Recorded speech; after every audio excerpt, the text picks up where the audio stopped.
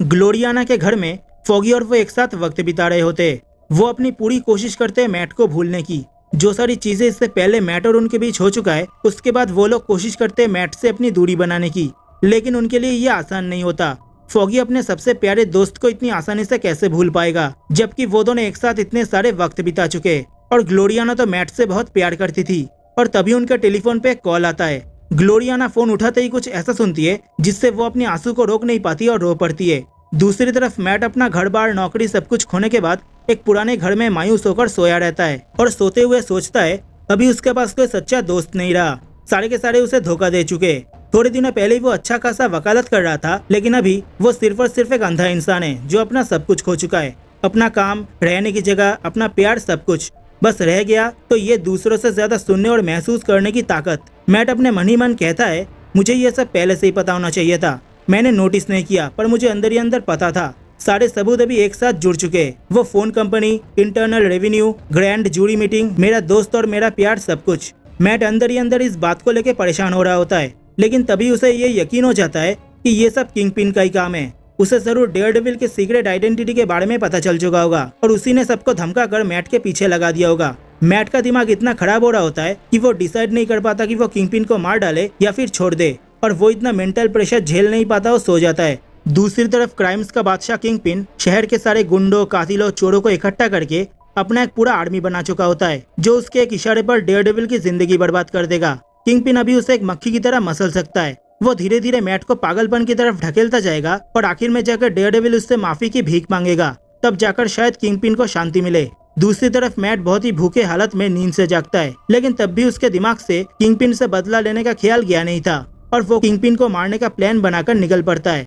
वो सीधा जाता है किंगपिन के पास और उसे मार मार कर उसका खून निकाल देता है। मैट उसे इतना मारता है कि उसका हाथ पूरा खून से लाल हो चुका था। और तभी अचानक वो अपने घर में नींद से जागता है और उसे पता चलता है कि ये सब बस एक सपना था। फिर मैट ना चाहते हुए भी ग्लोरियाना को फोन लगाता है। ग्लोरियाना तो मायूसी में ठीक से बात भी नहीं कर पाती, पर जब फॉगी मैट से बात करने जाता है तब तक मैट गुस्से में फोन काट चुका था। मैट अभी बहुत गुस्से में था और वो फॉगी से तो बिल्कुल भी बात नहीं करना चाहता। और तभी मैट को सीढ़ियों से किसी के ऊपर आने की आवाज आती है। वो आवाज तेज हो रही थी। मैट की सांसें भी तेज हो रहा था और वो आवाज मैट के दरवाजे के सामने आके रुक जाता है और दरवाजा खटखटाता है। वो आदमी दरअसल और कोई नहीं बल्कि होटल के मैनेजर होता है, जो मैट से पैसे मांगने आया था। मैट गुस्से में आके इतनी जोर से उस मैनेजर का गला पकड़ लेता है कि वो बेहोशी हो जाता है। वो मन ही मन कहता है रुक जाओ, मैं तुम्हारे पास आ रहा हूँ किंगपिन। दूसरी तरफ किंगपिन अपने जिम में था और उसका राइट हैंड मैन वीजली मैट के ऊपर पूरा नजर रखा होता है। उसकी हर एक कदम की खबर वो किंगपिन को देता रहता है। यहाँ तक कि मैट जिस मेट्रो से किंगपिन के पास आ रहा होता है वो भी उसे पता था। मैट कैसे एक पैसेंजर को पीटते हुए देखकर भी बिल्कुल चुप रहा, क्योंकि वो बेहद गुस्से में था किंगपिन से बदला लेने के लिए, ये भी वो जानता है। मैट ने तब तक कुछ नहीं किया जब तक वो चोर खुद मैट के ऊपर बंदूक नहीं तान दिया, लेकिन उस चोर को कहा पता था कि मैट मर्डॉक की डेयरडेविल है और वो बेहद गुस्से में है। अभी उसके आसपास रहना भी खतरे से खाली नहीं। मैट उस चोर को मार मार कर उसकी हड्डी पसली कर देता है। उस चोर के बाकी साथी भी मैट से लड़ाई नहीं कर पाता। मैट सबको इतना मारता है कि किसी की पीठ की हड्डी टूटती है तो किसी का सर फटता है। यहाँ तक कि मैट पुलिस वालों को भी नहीं छोड़ता और उनकी पिटाई कर देता है। ये सब देख के किंगपिन बड़ा खुश होता है। वो बहुत अच्छे से जानता है कि मैट यानी डेयरडेविल उसके पास आ रहा है और किंगपिन उसके लिए बिल्कुल तैयार है। दूसरी तरफ मैट फॉगी को फोन करता है उससे मदद मांगने के लिए। वो फॉगी से माफी मांगता है और कहता है मेरा दिमाग अभी सही जगह पर नहीं है फॉगी। मुझे लग रहा है कि हर कोई किंगपिन के लिए काम कर रहा है, यहाँ तक कि मेरा सबसे प्यारा दोस्त भी। मुझे समझ में नहीं आ रहा है कि मैं क्या करूं। मैंने बेवजह एक पुलिस वाले की भी पिटाई कर दी। लेकिन फॉगी अपनी बात पूरी करने से पहले ही मैट वहाँ से चला जाता है। दूसरी तरफ कैरन पेज, जो आदमी उसे मारने के लिए आया था, उससे किसी तरह बच के वो एक बार में आती है। वो कोशिश करती है मैट को फोन करने की, लेकिन उसका नंबर अभी डेड हो चुका था। कैरन को ये बात समझ में आ चुका था कि उसने मैट को धोखा दिया है। वो ऑपरेटर से उस नंबर को भी चेक करवाती है तो उसे पता चलता है कि उसका नंबर अभी डिस्कनेक्ट हो चुका है। कैरन को इस बात पे यकीन नहीं होता कि मैट अपने प्यारे घर को ऐसे कैसे छोड़ सकता है, क्योंकि वो ये नहीं जानती थी कि मैट का घर अभी बर्बाद हो चुका है। फिर कैरन उन लोगों को देखती है जो उसके पीछे पड़ा था और अभी उसे वहाँ से भागना पड़ेगा।